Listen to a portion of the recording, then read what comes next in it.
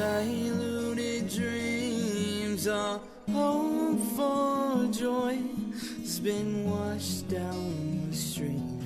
I'm Robin Hawkins, and you're listening to Watered Down Women. Hoping to be free, found a new home in the cemetery. If you could go back in time and change one event in your life, just one wrong choice that led you to a path you shouldn't have gone down, what would you choose? Be careful not to respond too quickly, because doing so is like the game of Jenga. If you act impulsively or forcefully, the entire structure might collapse. The word Jenga is derived from the Swahili word kujenga, which means to build. When we look back over the entirety of our life, we realize that each choice or decision we have made has led us to where and what we are today. According to the website enlightened.com, over the course of our lives as human beings, we find ourselves building many things. We build relationships, careers, homes, friendships, families, and so much more. And decisions we make, such as who to marry, where to live, or whether or not to have children, are the building blocks that establish our worlds and our lives. So even though each choice is independently made, they are all interconnected, and therefore, any threat or force to one is a danger to all. So, considering all of this, now what change would you make? During the summer of sorrow, we could surmise that Sarah Adkins frequently pondered this very question. What would she have changed? Maybe she second-guessed her decision to marry Henry Adkins. Perhaps she wished she had never left Kentucky. And possibly, just possibly, she might have wished she never had children. My guess is that Sarah wasn't alone in her anguish and suffering. Most likely, many other women were simultaneously struggling with the questions of why or what if. And most certainly, numerous families were grieving their own heartbreaking losses. At first, it was isolated, and then it became coincidental. But by the end of that summer, it became very clear. It began in mid-June of 1949. Sarah and Henry Adkins had traveled from their home in Wilkes-Barre, Kentucky, to Mansfield, Ohio. Upon their arrival, their three oldest children, all girls, were wearing laced matching dresses, frilly white socks, and patent leather shoes. Their youngest two children, Sonny, who was about a year and a half old, and Scotty, barely 4 months, were dressed in matching light blue knit baby prams, complete with matching tam hats. Sarah was hoping this would be her family's last move between states, and she wanted to present her family in its best possible light as they settled into a one-room house owned by Henry's sister. After the hectic busyness of getting settled, Sarah soon noticed a change in baby Scotty's temperament and appetite.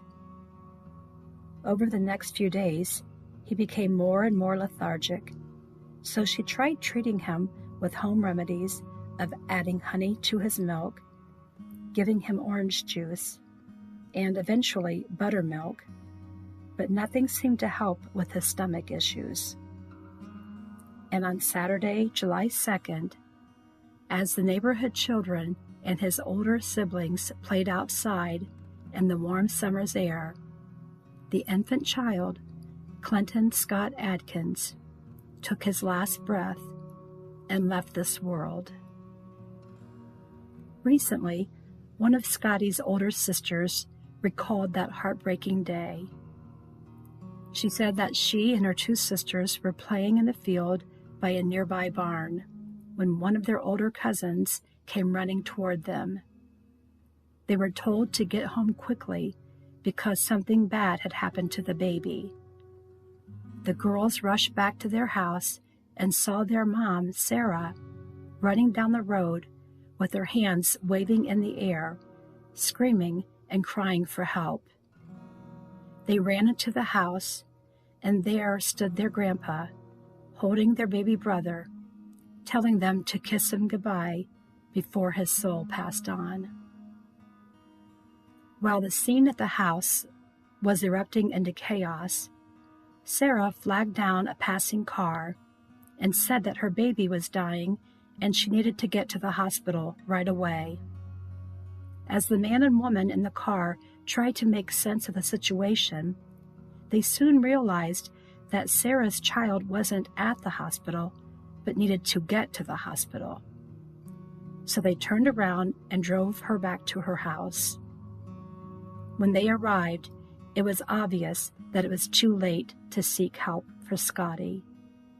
Sarah raced from the car, grabbed the lifeless body of her son, and fell to her knees. The child didn't go to the hospital that day. Instead, the county coroner arrived at their house that evening. Reportedly, he asked a few questions and then determined that Scotty probably had developed some type of gastrointestinal infection that his young body just wasn't able to fight off. And on Tuesday, July 5th, 1949, 4.5-month-old Scotty Adkins was buried in a light blue knit pram as his mom clutched his small tam hat in her trembling hands. In the Monday, July 4th, 1949 edition of the News Journal, Mansfield's local newspaper, a page 3 article reported that nearly 10,000 people living on the city's fringes were lacking adequate sewage services.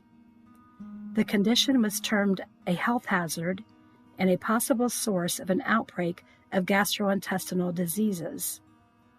County Health Commissioner Dr. Harry Wayne said that it would take an engineering survey and a great amount of study before any measure could be proposed to provide sanitary and storm sewers in the area. Too grieved by the death of her son and mourning the loss of any future hopes and plans for Scotty, Sarah stayed inside her one-room house, stepping out only to fetch water at a local well or to wash laundry in an outdoor tub. Friends and relatives tried to console her. But what do you say to a mom whose heart was laid to rest with her infant? A mom who was probably racked with guilt for not safeguarding her child. And a mom who had to repeatedly assure her surviving children that their security and well-being were not at risk. 1 week later, tragedy struck just one street over as Rebecca K. Carroll, the 11-month-old daughter of Ruby and Alfred Carroll, was rushed to Mansfield General Hospital, where she died the same day. Word spread fast throughout the neighborhood about two babies dying 1 week and one road apart. But rumors spread even faster. In that Sarah's family had been in the area less than a month, folks speculated that she brought a sick child into the neighborhood and criticized her decision to travel that far with an ill child, disregarding the fact that the child was a normal, healthy infant upon his arrival in Mansfield. At this point, With only 2 infant deaths to report, no alarm bell was sounded, and given the fact that it happened outside of the city limits, no immediate concern was raised by county officials. But on July 22nd, less than 3 weeks from the date of Scotty Adkins' death, a third child, whose family lived around the corner from the Carroll family, died at the age of 11 months. Monty J. Brown, the son of Wilma and Charles Brown, suffered the very same malady and did not live long enough to celebrate his first birthday. Nearly a week later, on page 15 of the local paper, an article was published entitled, "Sees New Outbreak Possible." The story quoted the county's health commissioner as saying that the recent outbreak of gastrointestinal diseases in Country Club Allotment Number 3, which was the official name of Little Kentucky, was unlikely to spread throughout the entire city, and the likelihood of a pandemic is not great, but there are sure to be sporadic cases across the city. He went on to say that any person living within those fringe areas is a potential carrier who could spread germs to anyone they came in contact with. As residents across Mansfield grew more worried about the threat of a citywide pandemic, local officials struggled with finding a quick and effective means to address the problem. And with the July 31st death of Levon Gray Helmick, the 22-day-old son of Martin and Jean Helmick, and the 4th child in the Hannah Road area to die within the month, Health Commissioner Wayne ordered a full investigation of the condition of the Helmick home to determine if the cause of death could be attributed to the outbreak in the Country Club allotment or if it was due to his premature birth. Dr. Wayne reiterated that the outbreak, which caused the death of the other 3 children, had been brought under control, but he emphasized that recurrences could happen at any time. In an area less than 0.2 of a mile from one another, 4 families were grieving the loss of a precious infant child, and panic was setting in across Richland County, Ohio. The area health officials ordered the closing of several wells in the Hannah Road area. They were immediately sealed, and the entire neighborhood was then sprayed with the insecticide dichlorodephene, commonly known as DDT. Before summer's end, several more women would say a final goodbye to one of their children. Watered down women with diluted dreams, our hope for joy has been washed down the stream. Grab a shovel and join me each Monday as we dig a little deeper and uncover the tragedies of watered-down women. In the cemetery, weekend in life, while searching for love.